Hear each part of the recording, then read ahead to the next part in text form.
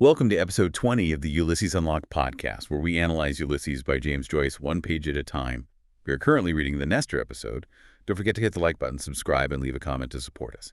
Now, setting the page count aside for just a moment, welcome to this special deep dive. We're shifting gears a little bit to take on an incredibly concentrated passage, a real literary grenade, you could say. Definitely. We're looking at lines 2.261 through 2.313 of the Nestor episode of Ulysses.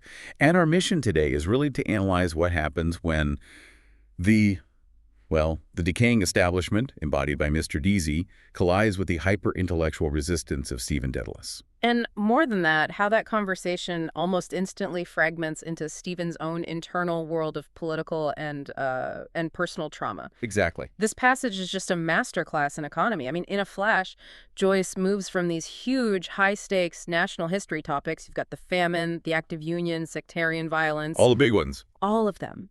And he moves from that to the smallest, most vulnerable corners of Stephen's mind. We're talking about his past friendships, his anxieties about, physical intimacy. We'll be pulling insights from the raw text itself, but also layering in commentary that helps decipher this dense political history and the personal references that are just packed into this very short interaction. And the initial hook, the thing I really want us to keep in mind throughout this deep dive, is the stunning anti-climax of it all. This monumental exchange covering justice, nationalism, centuries of Irish conflict. It doesn't end with some grand gesture, Stephen walking out in protest or Deasy having a sudden epiphany. Not at all. It ends with Deasy asking Stephen to run a completely trivial errand for him. Here, submit my boring letter to the press. It's the ultimate deflection, and it highlights the utter absurdity of all this grand political rhetoric when you contrast it with just mundane reality. It's the perfect Joycean maneuver, isn't it? The highfalutin rhetoric just gives way to the transactional, the philosophical argument completely collapses into this bureaucratic reality. Right. And that tension right there is where we find the deepest knowledge about both Deasy and Stephen. Okay, so let's get into it. Let's unpack that opening exchange that really sets the stage for this ideological confrontation. Let's do it. So, Mr. Deasy, Stephen's boss, he's just pocketed his savings box and he's laughing with rich delight. And this is after Stephen has resisted agreeing with his very simplistic assessment of the Irish national character. And Deasy lays it on thick, very piously. He says, "We are a generous people, but we must also be just." And boom. This is where Stephen lands the first punch. He delivers one of his most famous and I think most profoundly meaningful lines in the entire novel. He's reacting to Deasy's moralizing platitudes, and he just says, "I fear those big words," Stephen said, "which make us so unhappy." That line just stops the conversation cold. But what's so fascinating here, and what the sources really dig into, is that this wasn't just Stephen being a spontaneous young cynic. This is Joyce recycling his own intellectual argument from his youth. He's using Stephen as a mouthpiece. Exactly. Joyce had used that precise phrase, those big words which make us so unhappy, in a really harsh negative review he wrote way, way back in 1902. Oh, wow. Yeah, he was critiquing some, overly patriotic, really sentimental poems by a guy named William Rooney, and they were published in Arthur Griffith's advanced nationalist paper, The United Irishmen. Arthur Griffith. Yeah. So we're talking about a major figure, the man who would eventually found Sinn Féin. He probably wasn't too pleased by this young upstart criticizing nationalist sentimentality. Not amused at all. Griffith was, a huge deal in nationalist circles, and he found the critique deeply offensive. The sources tell us that he was so annoyed by Joyce's intellectual detachment that he later used that very phrase. The big words phrase. The big words phrase, yeah. He used it derisively to advertise another book of patriotic poetry. He was essentially mocking Joyce for his cynicism. So by putting this biographical argument right into Stephen's mouth, Joyce is immediately signaling to a reader who knows the history that Stephen's detachment from Irish politics isn't just apathy. No, it's a profound philosophical objection. It's an objection to the emotional, often sentimental language that's used to enforce political conformity. So Stephen is basically rejecting the foundational currency of political discourse in Ireland at the time. These generalized, hollow terms like justice and generosity, he sees them as tools of manipulation. That's a great way to put it. It's a critical starting point for his character. It establishes that while Stephen might sympathize with the end goal of Irish independence, he maintains this absolute intellectual distance from the kind of language-driven political posturing that he believed and Joyce believed just stifled true intellectual and artistic freedom in Dublin. And the incredible irony is that Deasy, a unionist who represents the complete opposite political structure, is just as guilty of relying on these big words. Completely. It's the same method, different flag. So Deasy, he senses that Stephen isn't going to be lectured into agreement. So he tries to pull rank. He asserts his seniority, his historical authority. He calls himself an old fogey and an old Tory. Right. And then he tries to validate his whole perspective with this line, "I saw 3 generations since O'Connell's time. I remember the famine in '46. Okay, this claim to historical memory is immediately suspect, isn't it? Joyce is using it to show just how blind Deasy is. Structurally blind, yes. I mean, think about who Deasy is. He's a unionist Protestant, probably a member of the Anglo-Irish landowning or managerial class. He is, by his very position in society, the least suited person to claim any kind of special, empathetic insight into the true, devastating suffering of rural Catholics during what we call the Great Famine, but was really the Great Catastrophe of 1845 to 52. His memory would be from the outside looking in. The memory of the observer, maybe the employer, but certainly not the victim. Precisely. And the sources provide this powerful, necessary correction to how we often think about that era. It suggested we should probably be calling it mass starvation, not strictly a famine, because food was, in fact, abundant. This is a crucial distinction, and I think it's one that Joyce, through Stephen's awareness, is forcing us to confront. It is. A true famine happens when food just doesn't exist. There's a total crop failure, a drought, whatever. But during the 1840s blight, the mass deaths, we're talking over 1 million fatalities and millions more forced into emigration. Horrifying numbers. They weren't caused just because the potato crop failed. They were caused by a brutally oppressive landholding system and, critically, by British government policy that kept the ports open for massive food exports. Let's just sit with that for a second, because the mechanism of that is just terrifying.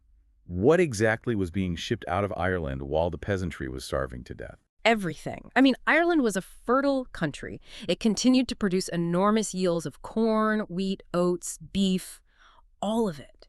Throughout the worst years of the blight, thousands of ships loaded with high-quality grain and livestock departed Irish ports, heading for England. And the people growing it. The peasantry, who subsisted almost entirely on the potato because they had no access to the primary market crops they were forced to grow, they simply starved.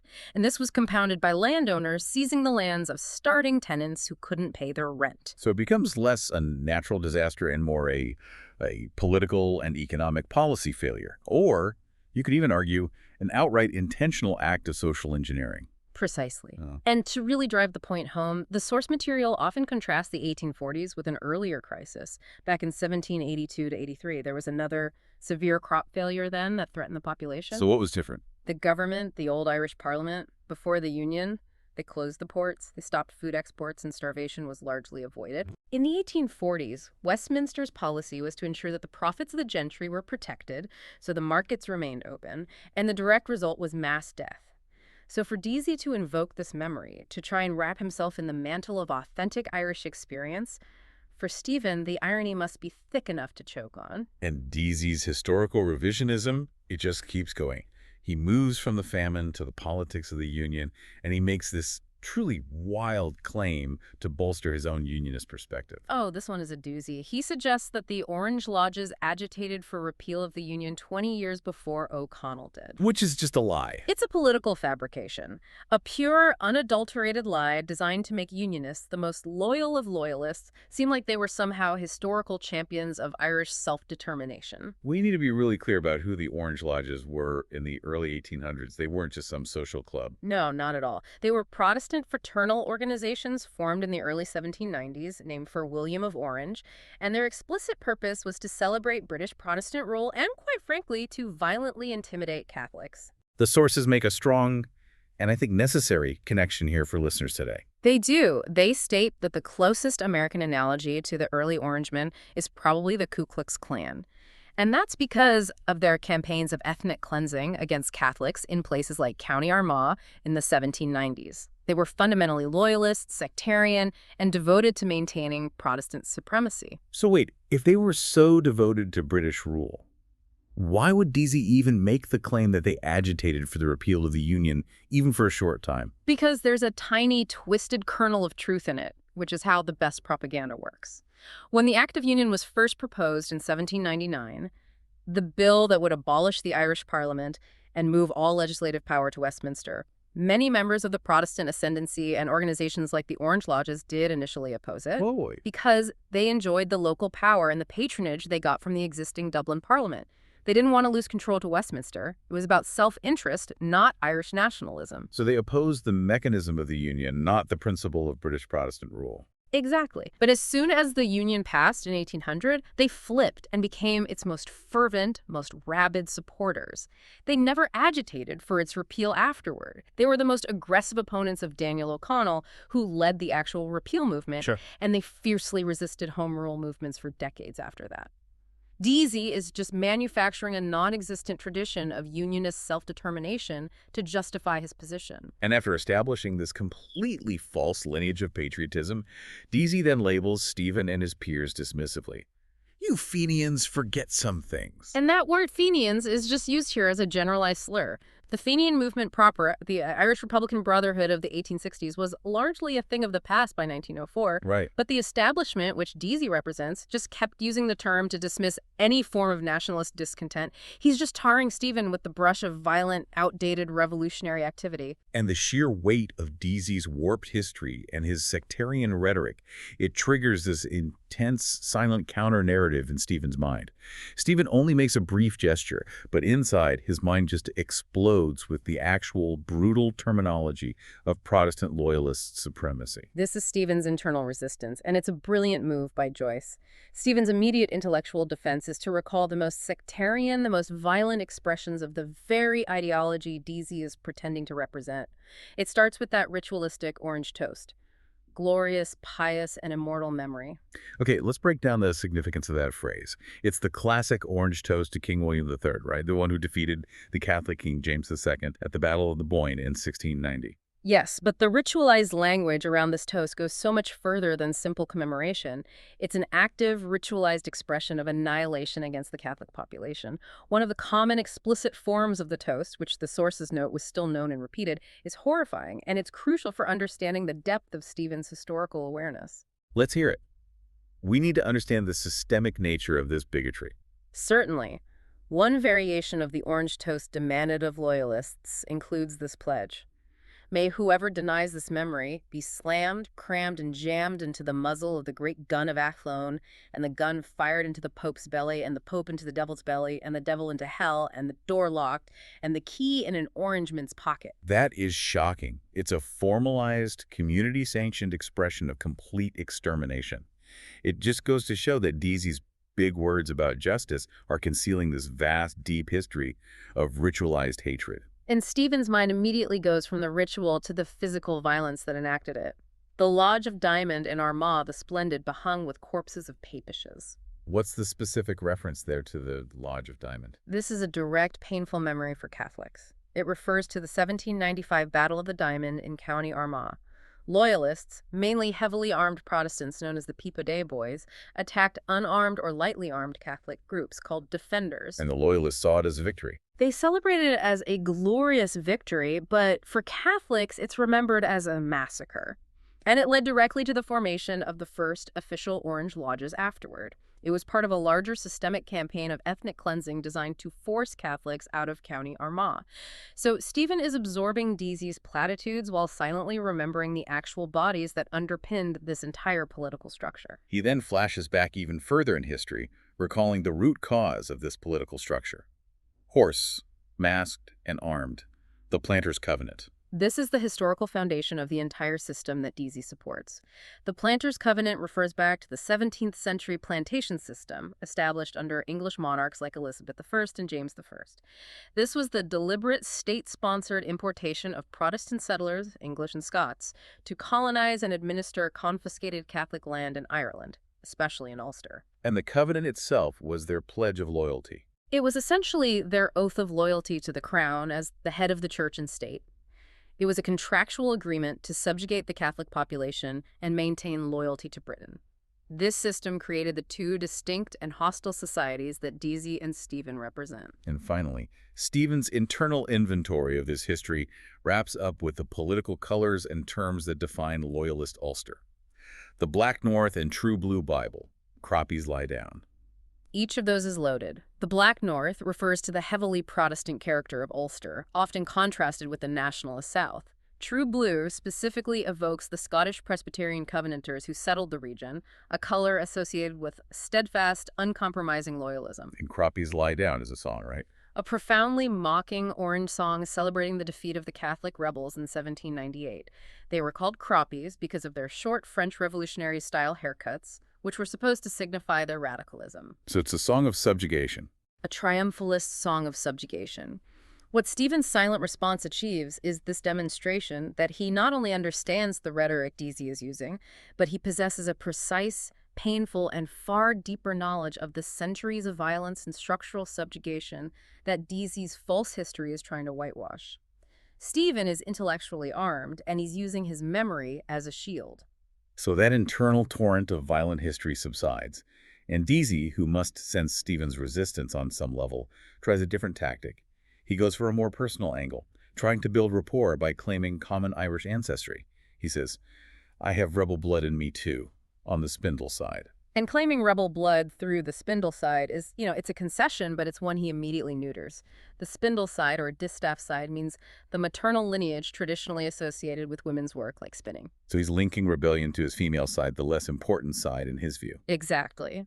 Meanwhile, his real pride, his paternal political heritage, is explicitly unionist. And he immediately pivots to that, claiming descent from Sir John Blackwood, who voted for the Union. And this is where the deep dive sources reveal one of Joyce's most masterful historical corrections.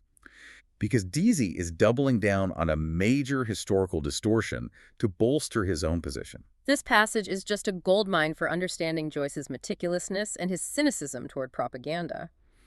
Deasy tells this story of Sir John Blackwood riding heroically from County Down to Dublin in his top boots, specifically to vote for the Union. It's this narrative of loyal, strenuous effort on behalf of the Crown.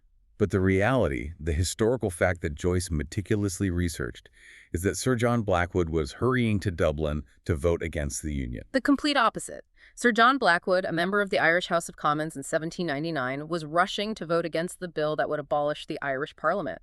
And, critically, he had refused an enormous bribe, a peerage, a hereditary title, that the British government offered him to secure his vote for the Union. Blackwood's true action was one of principle and integrity. So Deasy is literally taking an ancestor's act of historical integrity, refusing a bribe and defending Irish parliamentary independence, and transforming it into a myth of loyalist effort. It's historical identity theft. It is the ultimate example of the powerful rewriting history to suit their own narrative. Deasy, the self-proclaimed historian and unionist apologist, either doesn't know or he's deliberately ignoring the courageous anti-union stance of his own purported ancestor. This makes the motto that Deasy attributes to his ancestor particularly delicious, per vias rectus, which he translates as by straight paths or by straight way. Oh, the irony is just layered so thick.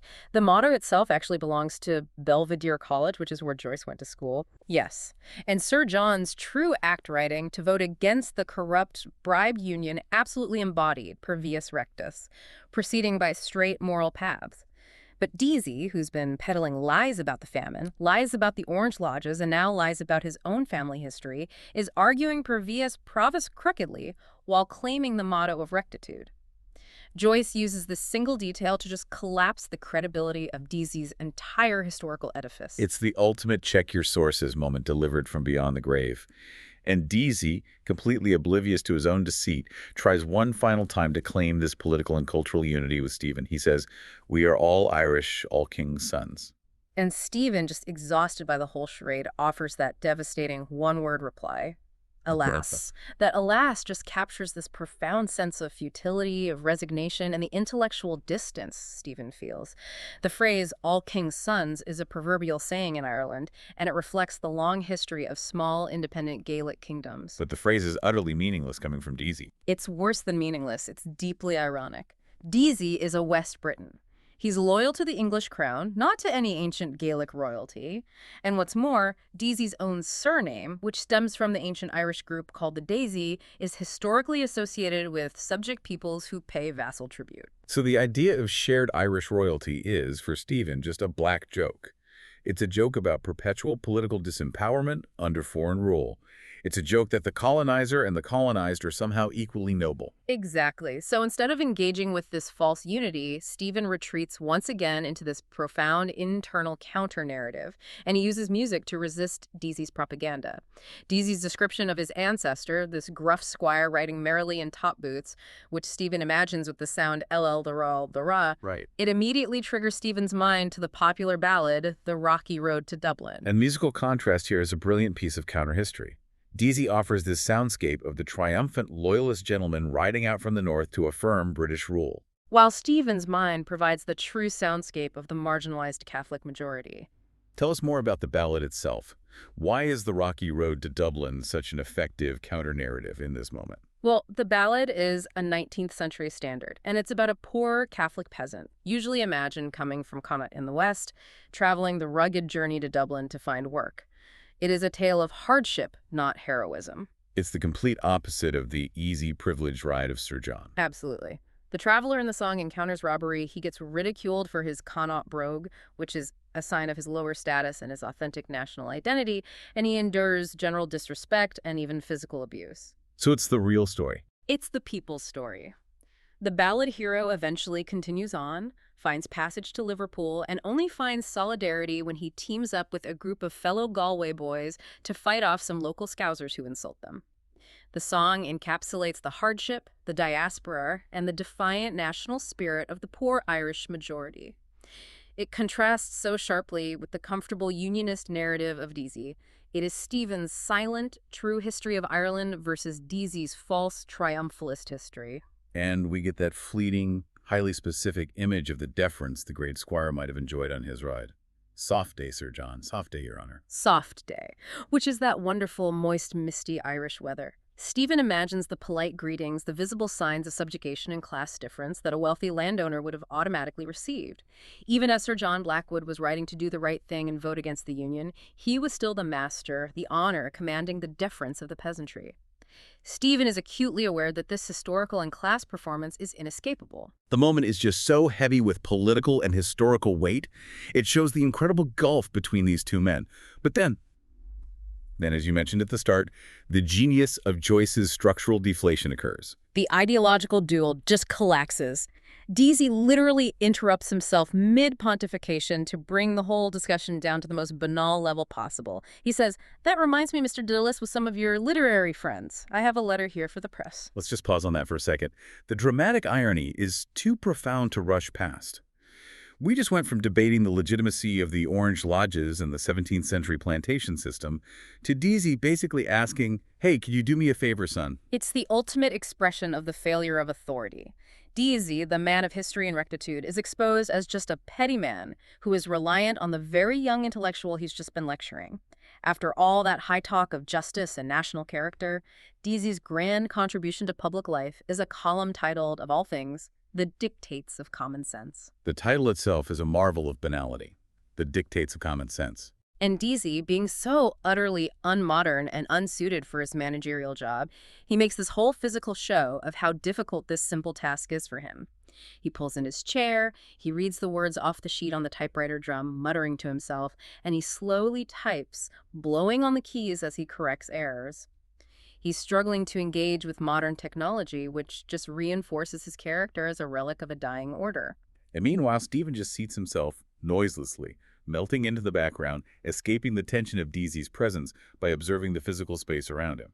And the environment that Deasy inhabits immediately reveals the unionist mentality he represents. Stephen sits before the princely presence, staring at a portrait of the shapely bulk of a man in tartan filibegs, Albert Edward, Prince of Wales. Albert Edward, of course, being King Edward VII, often nicknamed Dirty Birdie because of his less-than-chaste lifestyle, and he's wearing his Highland garb. Right. And the filibegs, the small kilt, is a highly significant detail. This wasn't some ancient Celtic tradition he was upholding. The popularized theatrical adoption of Highland dress by the monarchy was largely an invented tradition started by George IV. So it's a costume. It's a costume. Edward VII, who is known for his gargantuan appetites and his heavy frame, is pictured here stuffed into a highly romanticized version of a warrior's kit.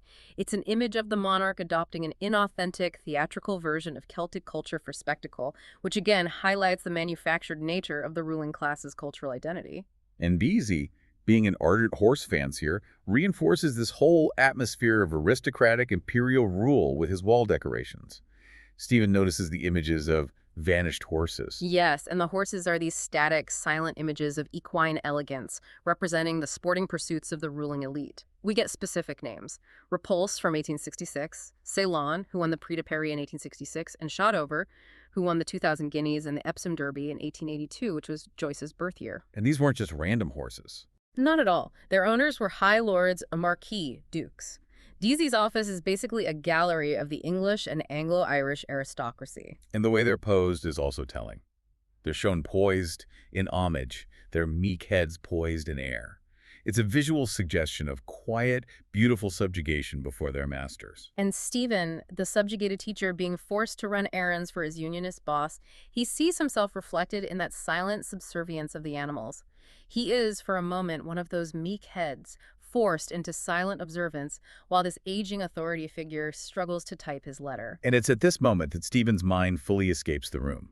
The static images of the racetrack horses trigger an active memory, a past pursuit, where Cranley led me to get rich quick. This reverie is a true labyrinth of memory. It's far more than just recalling a failed gambling venture. It's the intrusion of personal, psychological trauma right alongside the political subjugation. The memory of the racetrack is incredibly sensory, vivid, and chaotic. A complete contrast to Deasy's dusty, quiet office. Okay, let's immerse ourselves in those sensory details because the atmosphere is just overwhelming. It's a total assault of sights, sounds, and smells. You have the splash of mud-splashed brakes as vehicles arrive, the loud, aggressive balls of bookies on their pitches, and the disgusting reek of the canteen all layered over the motley slush of the ground. And he recalls specific betting details. He does. Even money the favorite, 10-1 the field. The sources actually connect this to a real horse named Fair Rebel, who won the Curragh Plate on June 4th, 1902. Joyce's level of detail is just astounding. And we see the low-level gambling, the hucksters running their tricks. Yes, dicers and thimble riggers, the men running the shell game symbolizing the fleeting, dishonest pursuit of quick wealth. And then we get that truly unforgettable, slightly grotesque image of the meat-faced woman, a butcher's dame, nuzzling thirstily her clove of orange. That is such a visceral image. It just suggests appetite, vulgarity, common greed. It really does. But the core of this memory, the reason it surfaces right here and now, isn't the racing itself. It is the presence of Cranley. This is John Francis Byrne, one of Joyce's closest college friends, a really complicated figure whose relationship with Stephen deteriorates in the early novels. And the Cranley connection is essential to Stephen's entire psychological makeup, isn't it? It is. Cranley represented a significant challenge, a foil to Stephen's lonely artistic heroism. The sources strongly suggest that Joyce later recast the deterioration of their friendship in his fiction, inserting a belief that Cranley's motivation was perhaps homosexual, that he wanted to be more than a friend. And this belief, even if it was a protective narrative that Joyce constructed for himself after the fact, is crucial for understanding Stephen's character. Absolutely. It ties directly into Stephen's recurring wariness of male physical closeness and touch throughout all of Ulysses. The source argues that this emotional and potential physical rejection created in Stephen a subconscious or unvicious fear of gay men. It's the root of a deep, complicated vulnerability for Stephen. So when Stephen recalls where Cranley led me to get rich quick, that phrase isn't just about guidance. It recalls a specific physical act. That's right. The memory subtly recalls the physical act of Cranley seizing his arm or putting a hand on his back and leading him into this chaotic environment. The racetrack, which represents a search for easy material success, a kind of youthful folly, is inextricably linked with this complex, painful memory of unwanted intimacy and profound emotional exposure under Cranley's influence. So Stephen, sitting there in Deasy's office, surrounded by all the signs of political and class subjugation, the subservient horses, the king and his fake tartan, finds his mind turning to a memory of personal subjugation and vulnerability, implied by Cranley's physical leading. The political and the deeply personal spheres of oppression just converge in that dusty office. It connects his political isolation with his personal psychological isolation. It does. Deasy represents the decaying, bigoted authority he has to escape externally. Cranley represents the profound emotional vulnerability he's been trying to wall off internally. Both figures, in their own different ways, forced him down a path that he did not ultimately choose. Stephen is searching for an intellectual and personal freedom that seems completely impossible, surrounded by the physical evidence of dominance, whether it's colonial or personal. That expansion really helps clarify why Stephen feels so hemmed in by the world. It's not just the external unionist politics, but these internal pressures of unresolved personal relationships. And notice how the entire emotional landscape of the scene, from the sectarian violence at the Orange Lodges to the intimate tension with Cranley, is communicated entirely through Stephen's internal monologue and observation, while Deasy remains completely oblivious, just clicking away slowly at his letter. The true drama of the scene is hidden from the eye. This entire short passage, lines 2.261 through 2.313, is just a powerhouse of knowledge, historical correction, and psychological depth.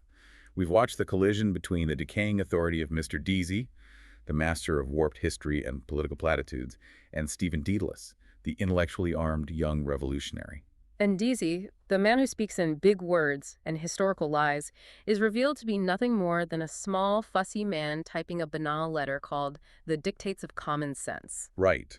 While Stephen's resistance is this silent internal masterpiece where he substitutes Deasy's false unionist song with the true gritty ballad of the Irish peasant on the rocky road to Dublin. The Deasy-Stephen encounter serves as this brilliant microcosm of Irish society, the collision between two completely irreconcilable historical perspectives, and it concludes with the most mundane possible request. It illustrates how the weight of history, all the corpses and the covenants, still boils down to the transactional reality of trying to get a column printed in the newspaper. And circling back to that incredible revelation about Sir John Blackwood, the ancestor Deasy so proudly claimed rode to Dublin to vote for the Union. When in reality, Blackwood was hurrying to vote against it, refusing a bribe and demonstrating integrity under the motto per vias rectus by straight paths. Deasy literally fabricated his ancestors' integrity and his allegiance. It's unbelievable. So here's the thought I want to leave you with.